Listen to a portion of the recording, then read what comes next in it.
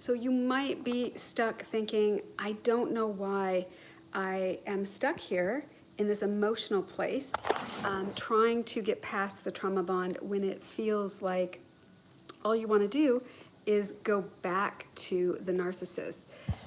Something that you might be what might be happening is you may be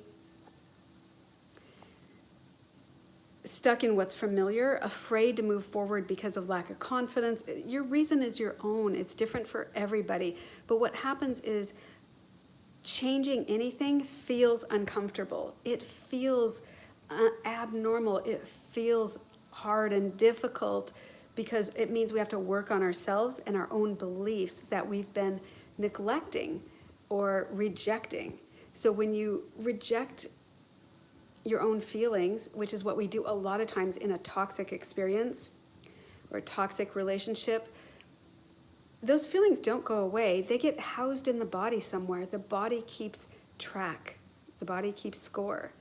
So you might find that you are having trouble losing weight, you're having other issues, and potentially the reason is because all that drama, trauma has to go somewhere. For instance, every bad thing the toxic person told you or did to you, or just treated you with such disrespect and lack of empathy, those feelings are real for you. Not for the narcissist, they could care less.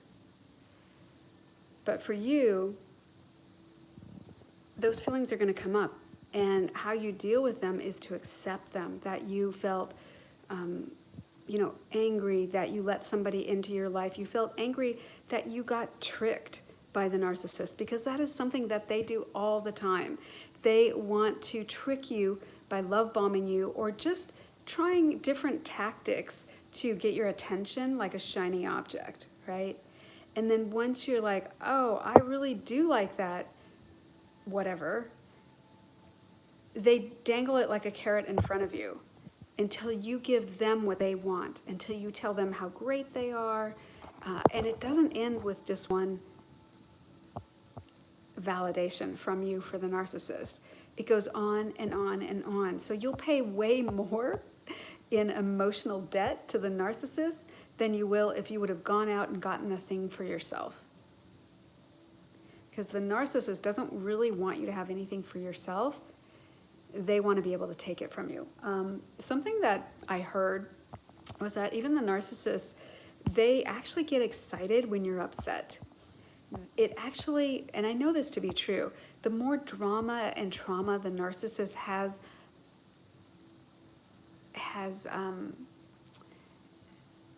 I guess cultivated is a good word, because they do cultivate it in the people around them. They will remind the people around them of all of their pain points.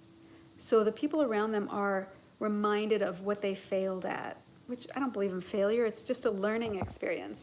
But they remind people of the things that were painful so that you get upset over and over and over. And you can imagine all of their supply around them, and not just adults, but children. They love that sense of control, of making people upset and hurt and in pain. Why do they do this? Because it makes the narcissist feel better about themselves. They're deeply insecure. They cannot handle any kind of criticism. They will go from mildly happy to the polar opposite the minute you criticize them, and they will be mean, angry, they may cry. The criticism just breaks them and they lash out. And you may go from being on their supply list to being on their hate list, which is, if there is a hate list, I don't know, where they decide that, oh, they're going to smear campaign you, they're going to talk bad about you in front of other people, behind your back, they're going to tell everybody lies about you, and only because you criticize them for, I don't know, trying to manipulate you or something. So the narcissist has all these games that they like to play with their supply. And if you participate in that game by reacting you're back in the game with the narcissist. And that's not a good place to be, potentially, because they want your power, they want your time, your resources, your money. They want you to give them what you don't want to give them. And when they ask for something, in the narcissist's mind, they're not asking, they're telling. So I'm an empath, and I pick up on what people are feeling and sensing and their thought process very easily. And I know, having been around a narcissist for a very long time, that what they think is, you will give me this, and all I have to do is pretend to like you, pretend to say something positive to you. The problem with this is they don't mean it. It's not genuine. If you question them about it, you'll find that feeling that maybe they told you something great about yourself, you'll find that that's really very shallow. There's no depth to the feeling. They can't explain more. Like if you ask them, why do you love me? They'll tell you what they think you want to hear, but you'll find it'll just be pretty generic, almost like it's something that most people would want to hear. And it's not really about your dreams or what's important to you. The narcissist will learn what's important to you so that they can deny you it. They can make sure you don't get it. They'll tell you all the reasons why it's not a good time, why you shouldn't do this, why, on and on and on. So my point is, this trauma bond that you have with a narcissist, it's actually easier to break than you realize, because if you are to do some of these things that drives the narcissist or toxic people insane, they will show their true colors. Let's leave it at that. Here's a list of things I know can drive potentially a narcissist insane. Number one, you being happy around the narcissist. You being happy when they're not happy. The narcissist doesn't want you to be happy unless they tell you it's okay to be happy.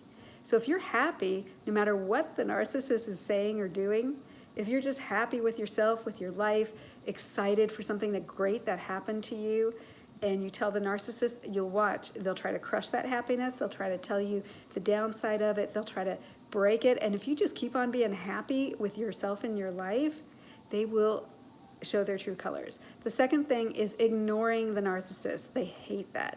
Just like telling the narcissist no, without an explanation, without a rationalization, without being defensive, without explaining or overthinking or over-explaining, just tell them no.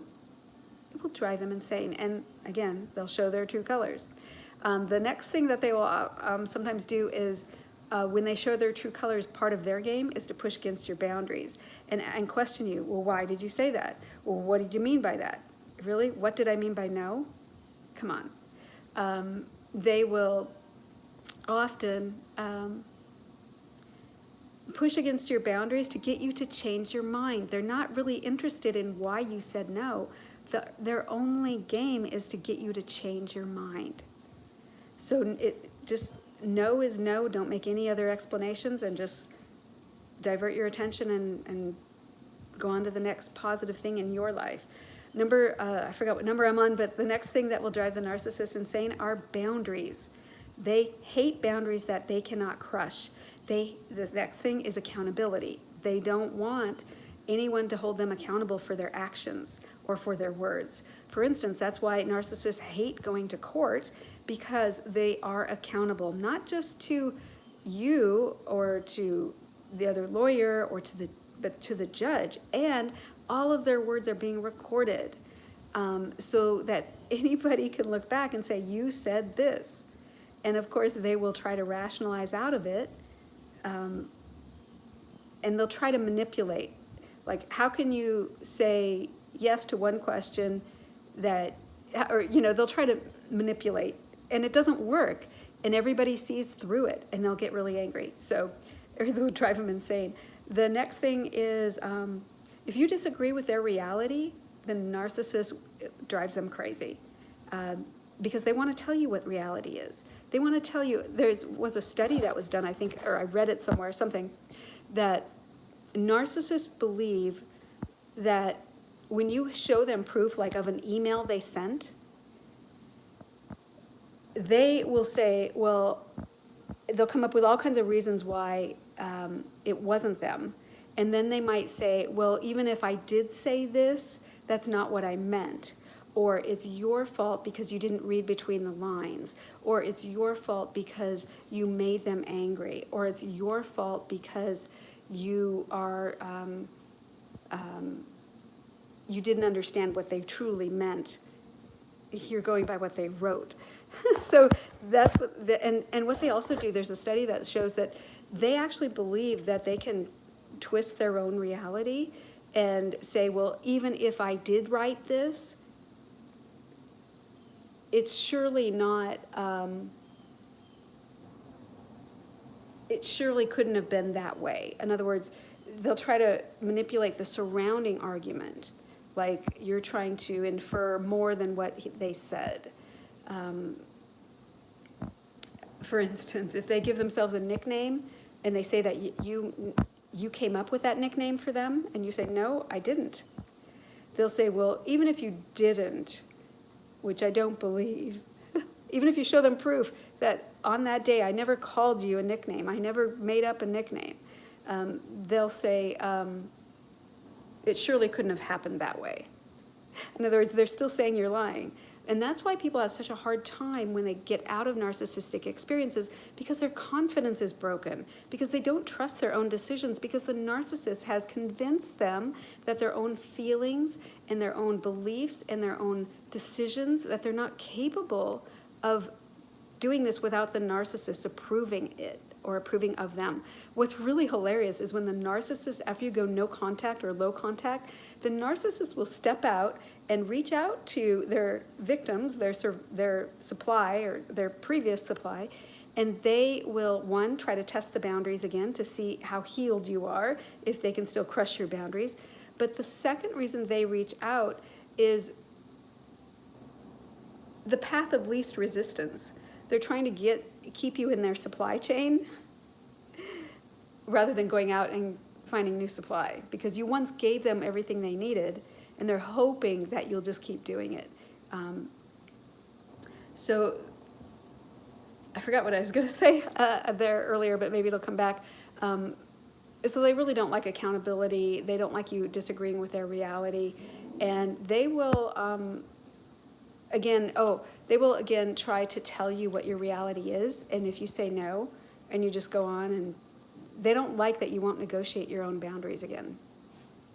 Another thing that they don't like is they don't like that you won't compromise your boundaries, that you won't compromise with the narcissist, meaning that if they tell you that the sky is zebra colors and you say, no, it isn't, it's blue, and you just walk away or you go do something else, you change the subject, excuse me, they will want to negotiate that.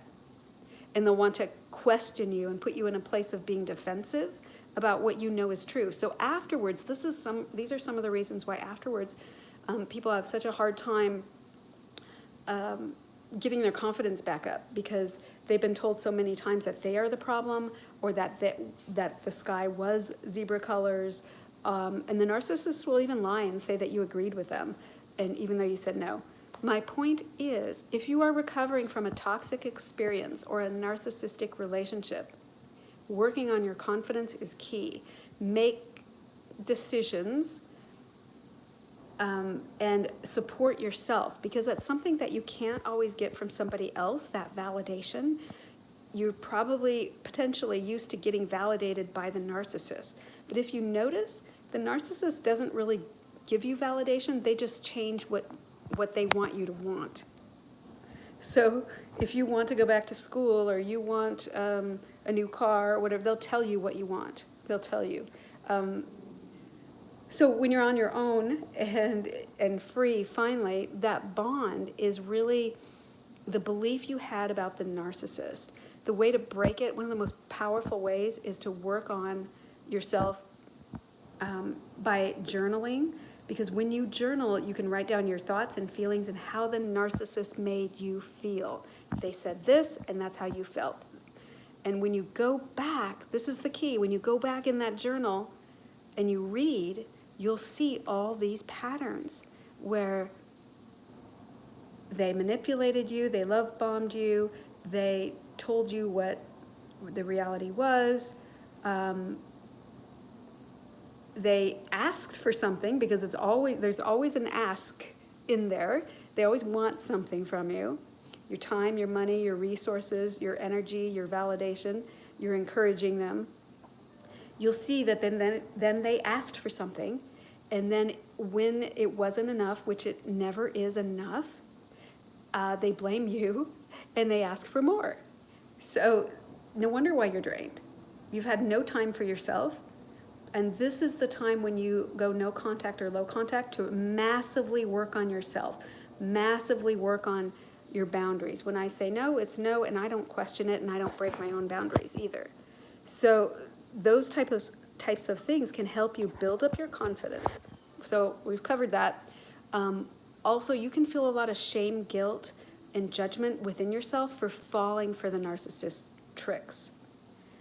And you can do this over and over again. They try new tricks, new shiny objects, and they offer you something that they never intend to give you.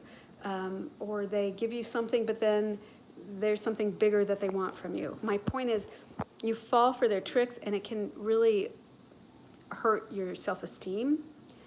So you come out of the relationship with these wounds, and the way that you can move forward is like what I do. If you don't forget to like and subscribe this video to, of course, be notified when I upload new videos, but also in the description box in or around this video, you will see a link to a free consultation with me. If you're ready to have your own massive transformation and move faster from where you are to where you want to be,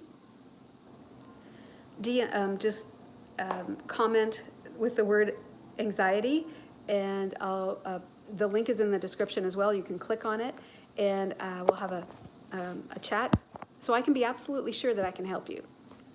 So another thing that the narcissist will drive them absolutely insane is when you question what they say. And they'll get very defensive, and it's very interesting how when we flip the tables and we're questioning them instead of them questioning us, it's a very different response. Means you don't believe them, even if you say, I don't believe you. And just walk away. Don't let, they'll try to spend all kinds of your time proving you wrong. So don't negotiate your beliefs or your boundaries. They don't like it when you say no. They don't like it when you're not letting them or their behavior trigger you. So the narcissist continues to try to trigger you for two reasons. One, to test your boundaries. Two, because they want supply, they want your attention. And three, they would rather you just give them the attention. And in the moment, it might seem like the path of least resistance for you to just agree with them. Don't do it, because you'll pay a huge emotional price for that usually. And if you look at narcissists, usually they're not the only ones in the family like this. There's often other people as well. Really, narcissism, it's really just deep insecurity and a black hole of insecurity that can never be filled. Now, the narcissist, if they were to ever, the reason why narcissists often don't change is because they don't think that there's anything wrong with them. They think it's you. They think it's someone else. They think it's their job. They think it's whatever. It always is somebody else's fault. And in their mind, they don't need to change it. They are much more interested in manipulating you to just be a constant supply to tell them how great they are. So you can imagine when you go no contact, they're not getting that supply from you. And you're able to go on and heal and move forward. And that's really what this video is about. So that all this is about, so that you can move forward in your life, constantly checking in on yourself. What am I feeling right now? What is my body feeling right now? What are my emotions right now? That's really important as you recover from a toxic or narcissistic experience. It helps you get reconnected to your feelings and to your what's going on in your mind and your body. Even asking yourself, why did I just think that really negative thought about whether or not I could, whatever it was. It's because the narcissist has groomed you, potentially, to doubt yourself. So the sooner you can do things that are positive to build up your confidence, like, continuing to make great decisions, continuing to do the research before you make a decision so that you're confident in what you decide, that's huge to building up your self-esteem. Also, some people struggle with staying away from the narcissist. And all that really is a fear of working on your own needs, working on your own goals, working on your own issues. And nobody wants to jump into that, but I promise you, when you do it, you get the reward, not the narcissist. You are better than what you were, and it can happen as fast or as slow as you want. So when you avoid, or when you deal with, let's talk positive, when you deal with your own emotions in the moment, you'll find they don't build up to this big issue that you have to deal with. So I hope this helps you. Staying low contact, building on your goals and your dreams is huge. And also, as you journal, you'll see red flags that you fell for. So that's important because I'm sure you don't want to go through that experience with someone else with a different face but the same problem. So narcissists are all around us, and once you see the red flags, it will be like a guidance system where you can move away, like you can avoid being near that narcissist, you're engaging them or interacting with them. But the red flags are, they always talk about themselves, but in the beginning, they are love bombing you in a way that's so artificial, ingenuine, over the top. People that like you, you know how it feels when they genuinely like you because they don't ask for anything in return. So if you're saying, well, I've had narcissists all around me and I don't know what it's like to have a good friend. Well, there you go. A good friend will genuinely want to spend time with you and do things that you have in common, but they won't ask anything from you. They won't drain your energy. You'll feel uplifted when you're away from them, or I should say you'll feel uplifted when you're with them and not drained when you're not with them. So it's a positive experience all the way around, like, wow, I don't really feel drained. So I hope this helps you. This was a long video, but working on your key issues, huge. Looking at the narcissistic red flags, it's huge because you don't want to get back into another relationship that's painful. And I promise you the red flags are always there because narcissists can fake it for a little while when they're pretending to be who they're not. They can fake it for a little while, but they can't do it long term. So just like the covert narcissist acts one way when they're out in society and a very different way behind closed doors in their house or with their family, they can fake it. They can fake acting the right way or the way they think that they should act out in public. But you'll notice it's really, really awkward and it feels like they're a bad actor, right? Like I saw a narcissist trying to interact with children once, and she was like so patronizing to these children. These children were like 8 and like 6 or something, but she was so patronizing. It was so fake. Like she was talking too loud and over enunciating and asking like really dumb questions. And my point is, it was so fake, even the kids looked at her like, what are you doing? Like, what's wrong with you? And they didn't want to be around her. And they just kind of like did something else. Like, I don't know what's wrong with you, lady, but kids can pick up on that. So it's very easy to see the red flags. So this is a longer video. I hope this finds you well. Don't forget to click on the link in the description. Jump on a call with me. Also, don't forget to like and subscribe so you're notified every time I upload a new video, and it would help me so that I get over 1,000 followers as well. Be well, my friends. I will see you in the next video.